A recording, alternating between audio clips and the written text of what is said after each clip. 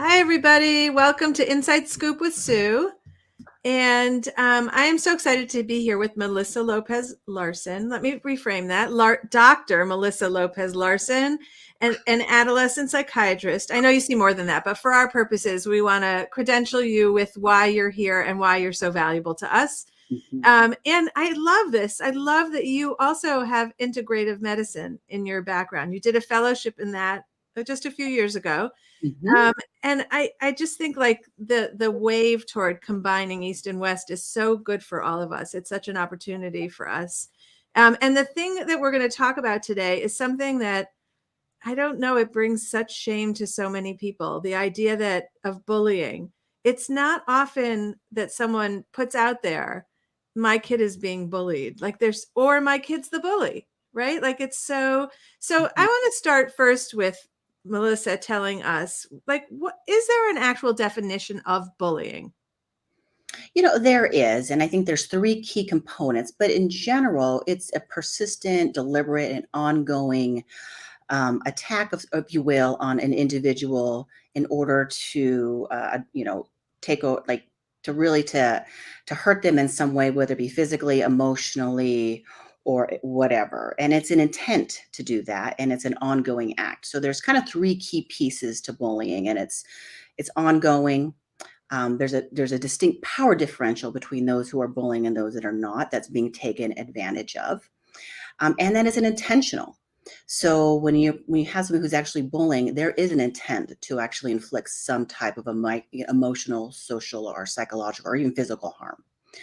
And I think it's important to make that distinction because, one-off acts of aggression or intimidation, or just having a fight with a friend, or just a really bad incident doesn't in and of itself constitute bullying. It really has to be repetitive, and it has to have that intent to continuously harm somebody. And so, I talk to parents a lot about, that may have been a really difficult situation, but was that in fact an ongoing bullying situation? Was that just a difficult situation that we need to kind of think about, pull apart, tease apart, and decide how to move on from that one incident? So it's interesting because there's so many things about raising kids that cause us pain, like their social lives cause us so much pain, but it might not rise to bullying. How Right. important is it to make that distinction? Well, I think it's actually pretty important in how we go about addressing it. If it's a specific situation, we're able to then just really, dive into that, get us some little bit of information, help your child process what the next best step is for that situation. But when it's more of a bullying situation, that's more of a multifactorial level, because now we're talking about that your child is being bullied. We're talking about the kid who is, or kids who are bullying, and then all these systems that are surround that are allowing that to happen. So we're talking about family systems and school systems, social media systems. So it just brings into a deeper conversation. But it also provides an opportunity for us to intervene in a lot of different ways. And so, one of the things I think we'll talk about today is there are so many ways to go about addressing bullying, or whether your child's being the bullied or the bullier. And I think there's no one right answer.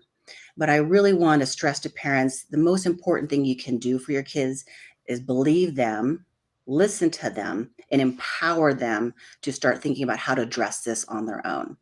Because bullying is really about control and power. And what we really want to do is teach our kids to get that power and control back for themselves, because that's what makes it so hard and shameful.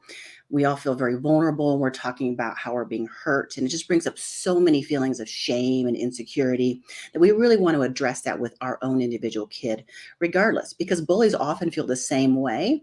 And it's interesting, and we can talk about that if we have time, but the dynamics that go between the bullied and the bullier are very similar. It's kind of the yin and yang. And oftentimes the kids who are bullied have already been bullied in their life, and this is their way of taking charge and taking the power back, even though it's not in their best or anybody's best interest, but that's kind of how they've learned to survive. And that's their coping strategy, which, as we know, is not always the best. Well, it's shocking to the parent who's been dealing with a kid being bullied to find out that and we think so poorly of the kid who bullied, that to think of your child being able to flip between both of those things, it's like, no, my kid understands what it's like to be on that side of the equation. Right. And that's exactly right. So the question is, when they were bullied, we probably would have addressed it in a different way. Like, how have we developed confidence and self-esteem? How have we helped them manage their emotions around the bullying? What skills have we given them to manage conflict and resolute, and managing peer relationships? And we may have not have done, a really job of helping them with that. And so what they've turned to is just kind of more of a self-protective mode about, what, I'm not going to be bullied. And the way I'm going to do this is to be a bully in and of it myself. Yeah, I'm going to stand up tall and look like Exactly. I'm facing the Take bear. charge. Yes, exactly. Okay, so you gave some like sentences about what parents can do, but I don't know how to translate that in my own home. What does it actually look like to give my kids self-confidence? I mean, I can't imagine there are many of us that don't want to raise kids without self-confidence, but what does it actually look like? Well, one of the keys that the easiest thing to really start doing is focusing on your child's strengths. So we all have strengths, we all have weaknesses, but especially in those middle school years, what are your kids good at? What do you like? How are you developing their sense of self and what their interests are, and really funnel them in that direction? Pay attention. If your child doesn't like sports and you keep talking about sports, you want to kind of reflect. It's like, well, okay, maybe they're more into arts, maybe they're more into robotics. Let me find some different avenues. So even if they're not my interest and I have no idea about robotics, I'm going to actually take my kids' interest and make that a priority and really focus on developing their self-esteem and confidence around one or two key areas, because that really translates to, confidence in other areas as well. It's so easy to do that, I think, when we're told the specifics of it, because Right. you can see joy in your kid's face when they're engaged in something. Like Mhm. what makes them what makes you look at them and smile because you know they're in their zone, and then point it out, right? Like that. Exactly. Well, Okay. and I think you just say, and you want to, compliment when compliment is due. Like, you catch them in those moments. Say, "Wow, I can't believe you did that. I don't even know how to do that. You just taught mom something new. I had no idea." Praise them when they do good things. I wouldn't, go out of your way to do it in falsity at times. You don't want to overdo it, but when they really do well, you really want to be paying attention and give them that support and just let them know that what they're doing is amazing, and they're going to eat that up, and they're going to shine through that. You can even probably see a physical shift in the way they respond Exactly. when you do that. So, Exactly. and how important is it? We grew up at a time where criticizing our weaknesses was probably not unheard of, right? Like most of us probably grew up in a home that said, try harder. That's Right. unacceptable. Is there a balance? Like, should we only focus on the good? No, I mean, I think what we want to do is reframe that and just say, is have you met, or, for instance, somebody does poorly in class, that's a fact. They failed, a test, and you can say, is this what you wanted to happen? How can we help make this different next time? Is this, helping you achieve your goal of getting into Harvard? I mean, there's ways to kind of go about that in less of a shaming way versus like, well, that was dumb. You're an idiot. You should have worked harder. How can we make sure this doesn't happen again? And do you want my help? Do you want my support? Or do you want to try this again on your own? So helping them make the decision, helping them kind of hold their feet to the fire, what their goals are and how they're meeting them or not meeting them, and then offer support. So I think those are the kind of things that I usually recommend versus, pure on criticism, because like Uh-huh. usually they'll shut down and they'll be like, okay, no, sorry, I have a son coming right in. I'm glad you have son. That's so I know, nice. yes. Yeah. It's true. None of us really are inspired and motivated by criticism. So it's, yeah. I want to just tell everybody who's watching right now, if you have any questions, put them in the chat and we'll share them. We'll get the answers from Dr. Melissa Lopez-Larsen. Okay. I think you said there were three things. So one was bolstering self-esteem. What were the other two? Well, you want to make sure they have good, what we call social skills. So one of the things is, are they, you want to ask around. I mean, how, or you can tell, take your kid to the playground or see how they interact with their peers, have their friends over, do they have some good social skills? Are they able to manage difficult relationships? How do they manage conflict? Those types of things. And depending on the age, you can kind of tailor what you would like to kind of teach them. The other piece is managing emotions and emotional resilience. So that could be through coping strategies. Do they know how to breathe? Do they know what to do when they're frustrated? Can they walk away? Can they listen to music? Like, what are their strategies when they're not feeling great? And then helping them kind of develop those when they need them. So, the social skills, the emotional skills and regulation, and then the confidence building are like really key steps. And for adolescents, there's a couple more things you want to consider as well.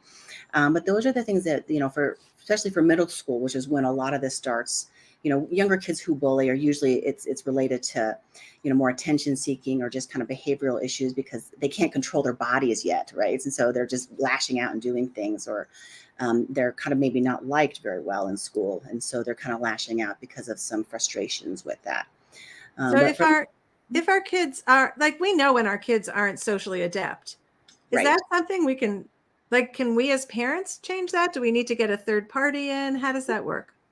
Well, one of the things you can do is just simply, schedule more play days. Try to find things that, or find students who are of Well, interest. our Like, kids, we're talking to people who have older kids, so we're not making their social plans, right? So how do right. we, is there a way to do it as they hit middle school and high school? Well, usually kids will find other kids with who are like-minded in similar interests. So again, if you're talking about your kid excels in robotics, they're going to find a lot of their friends in the robotics classes. If your child is into dance, they're going to find more friends in the dance system. So that's where, kind of like adults. I mean, we have our friends in work or school, or we find our social system, our community in the interests and the things that we do, and it's the same thing with our kids. And so really focusing on finding what their interests are, and they'll kind of start gravitating toward those kids. Now, if you notice that, they're in such, like, say they're in robotics and dance and all these other things, and they're still struggling with peer relationships, then you may want to consider, a social skills group. Some schools actually have social skills training within their school systems. You can then think about reaching out to maybe a mental health professional or another counselor to say, what else can I do to really help support my child developing the skills that they need to really, mature and in this way and have healthy, respectful relationships. Okay, that's great advice. That was all things that we can do to help our kids navigate a rough world out there. But what Mhm. we really want to do is find someone else to fix this for us. So the first question that gets asked all the time is, can I call the other parent? So my kid Okay. comes home and there's a bullying situation going on, and I want to call that parent so badly and let them know their kid is horrible, right? Yeah, yeah. So in general, I would say don't do that. I mean, that's usually never ends well. And that doesn't end well for a variety of reasons. One of them is the other person on the line is going to potentially, most likely going to get defensive. They may blame your child. They may poo-poo it and say, oh, well, boys will be boys. That's how girls are. This is part of life. And I often find you're just not going to get what needs to be addressed.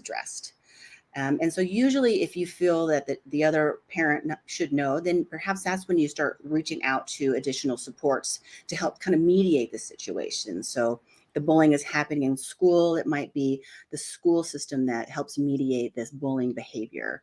If it's, in sports, you may want to reach out to the coach and just say, hey, can you kind of modulate this or see what's going on? But before you even think about talking to anybody, you need to talk to your child first. Because they may say, you know what, mom, I got this. I know I just wanted to vent to you. I want to tell you about the situation. Maybe you can give me some pointers, but I really don't want this to escalate for me. And sometimes they're right. Things can get worse. And I have, seen parents actually become quite nasty to kids as well, even if they don't mean it. But there's not everybody on the other end is going to be as open and accepting as I'm assuming we all are, right? So you want to take that into consideration and get some support around that when you have to. So I remember hearing research that showed that kids felt like adults can't really help. That, when it's happening kid to kid, the kids can be so under the radar, Yeah. and they don't believe the school can help. They don't believe the coach can help. Right. So is that true that they can't really make a difference, or is that a kid's perception? Well, on some level, it's both are true and both are incorrect, and it really depends on the system. So, if there's a coaching program and it the culture is, bullying and, picking on the young kids and trying to make them strong and tough. That's the culture of that environment. So maybe going to the coach is probably not going to be helpful in that situation. The same thing with schools. There's some schools that may have more of a, you know, a more tolerant policy on some of these things. And so it may not be the right place for them. But the flip side could be true. And I've had wonderful coaches who can recognize it. They will step in appropriately, but not too much. But I think it's just a little goes a long way here. And, just having a supportive adult who's listening and understanding, or just, will catch the event. Somebody's being well, I'm like, hey, that's that we don't do that here. Just a reprimand from, somebody who, the kids respect can make a really big difference. And so I get that. I mean, I tell parents, if your kid's telling you they're being bullied, you just have to know right now that is a very courageous thing for them to do, because there's so much shame around it. They don't think you can help. They don't think anybody can help them. And they feel very isolated, alienated, and alone, which is why it's so dangerous. And why it leads to all these other mental health issues and all the awful things that we see. And so the key is to keep them talking. Even if you say, you know what, you might be right, but at least we can talk about it. And maybe, I may have had some bullying in my past, and this is what I did. Or let's go talk to Uncle Frank and see what he had to say. I bet he might have some tips for you. So there's always ways that you can empower them and talking them and helping them walk through it. But you want to make sure that they know that you are by their side and that you get it, and that you are so thankful that they were open and honest with you about it. So Lori says, help the bullies now, because when they get older, they're gonna, if we don't address it when they're in high school, they're gonna spend the rest of their lives being that. So thanks for pointing that out, Lori. Lori is one of our favorites, and she is also a teacher for many, many years. So she knows from what that looks like. One of the things that we often hear as suggested is like do some kind of taekwondo or something like that, so that your kid physically feels stronger. Is that helpful? For some kids it is. Certain types of karate, taekwondo, some of these things, it helps them build confidence in their bodies and how they move. A lot of the martial arts are really about, they teach a lot of nice, skills like respect and, inner strength and confidence and those types of things. So I think in a lot of ways, again, you want to make sure you vet the gyms first, that they have a really good culture around that piece of it, and really teaching what I call the soft skills, like the interpersonal skills. So that is definitely one way to go about doing that. If your child is the one who's actually being the bullier, you may want to think about other things. It sounds like they may, especially if they're being physically aggressive, you may not want them in taekwondo necessarily, because it might kind of puff up that part of their system. They're already pretty confident physically. So maybe focusing more on community service, having them, learn a little bit more about society, getting outside of themselves and thinking about other people. And from my bullying standpoint, that, it's shameful on both sides. If you get a call that your kid is being a bully, geez, like, gosh, we all feel like terrible, right? We take this ownership on, and it's not a parent's fault. It's nobody's fault. But what we need to do is address it. And again, I think we really believe it's the parent's fault. I think on both sides of the story, we believe it's the parent's fault. Like, and you're saying you don't really see it that way. I don't see it that way. I think when you know about it, and if you don't do anything about it and you poo-poo it, then yes, I think the responsibility then starts to falling onto you. But if somebody says your child is a bully, I think you need to take a deep breath, take a step back and say, okay, what's going on here? What's going on with my child? Is there something going on in the family? I can't tell you how many times, I hear kids getting bullied by siblings in the home. And so they learn those behaviors in the home. So, parents, you really want to make that assessment. How are your relationships with, your spouse, with other people? So you want to take some ownership of maybe some of the behaviors that are going on.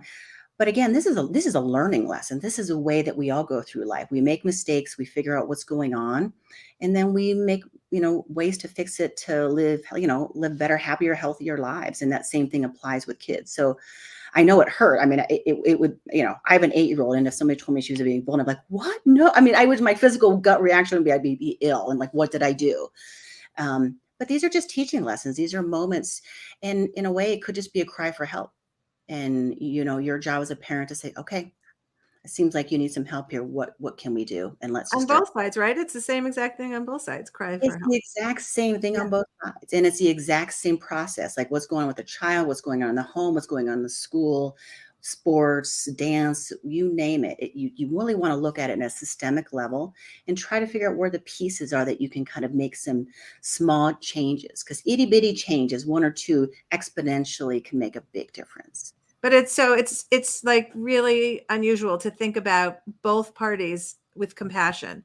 Like we want to be angry at the bully because Right. that we're so outraged by their behavior, but you're suggesting that they both are suffering and they They are. both need our compassion. Wow. Right. Okay, so I have a question from a parent, which is that she and her daughter were talking about what was going on at school for quite a while and Mhm. trying to come up with solutions. And all of a sudden, the kids stopped bringing her into the story, and she doesn't know what to do now. Yeah. Well, I mean, if that was my child, I think the first thing I would do is I would just say that. It's like, you were talking about the situation at school, and I was hoping I was being supportive and listening. And then I've noticed that you don't want to talk to me about it anymore. Like, is there a way I could have helped you in a different way? Do I need to find maybe somebody else for you to talk to? Like, I'm here. I'll do whatever you want, but I just want you to know that I love you and I support you. And I just want to make sure that you are getting the help that you need to conquer this difficult situation. That's so lovely. It's so scary to think, we hear about these terrible stories of kids taking their own lives because of bullying. And Exactly. so um, how do we keep it from going that far down? Like a lot of times these kids are getting therapy, they're doing all those things. And Mhm. somehow it's like there's this missed point of like how deeply troubled this child is by the bullying. Can you give us a way to avoid that worst case scenario? I think, sometimes, I even had, if your child is getting some help in therapy, you need to be involved in that therapy as well, right? You need to know what's happening, how they're addressing, whether it be confidence, the incident, processing strong emotions as a parent. Don't just drop your kid off and hope that everything is going to be okay, right? It's constant dialogue. It's constantly, monitoring from above, but not swooping in and saving the day necessarily. Um, and then, there are times, unfortunately, where the bullying is so bad and there's not a lot that school can or will do, and it's not, severe enough to get law enforcement involved. And, you have to have a conversation about whether or not it makes sense to pull your child and to put them in a different school system or have them quit the sport that they love and find a new place for them to go. And these are hard decisions. But that can make, some people And feel like you take your problems with you. But with bullying, you're saying you might need to leave that situation. you might need to leave that situation, and that's okay. I mean, from my perspective, it's safety first. So when people say, "What should I do?" Well, as a parent, let's think about what is the safety issue right now, and that will determine how quickly and how we move and how intense we get with the treatment, right? And so if, this kid's coming home crying every day, they're being bullied by multiple people, you've talked to the school, you've engaged your child in how to help kind of solve these solutions, and it's still going on. Sometimes it's a fresh start. It's pulling them and finding a better fit, a smaller school, a school that focuses more on their strengths. I mean, this can be maybe this is exactly what needed to happen to help your child develop in a different way. And there's no shame in that. And, as long as you know why you're moving your child, you know, I think you have to do it. You do it from a place of love and protection, but you don't want to keep moving them. And if you find that you have to keep moving your kid over and over again, then you really want to think, okay, now wait a minute, there's something else going on here that I'm missing. And it's okay to not get it right the first time. We have to remember that. I don't know how I would stay on top of my kids' therapy because the therapist isn't going to tell me, right? Like they're gonna have a relationship with my child where I'm not included. And if my child is also keeping me out, how do I stay on top of that? How do I know that it's the right fit for them, that their needs are being met? Well, I think you could just say, I don't, could tell the therapist, listen, I don't want to be, involved in the intimate details because, you don't. But what I want to be kept abreast of is, do they feel safe in school? Do you feel like they're getting the tools they need to build the confidence and self-esteem to take this on? You know, are they learning social skills? Are they learning, deep breathing techniques? So the basics, I want, and I want them to say, well, yes, we've done this or we've done that. Not specifics, but just in general, what are the key pieces that's going to help my child kind of develop the skills that they need to kind of manage this issue that they're having?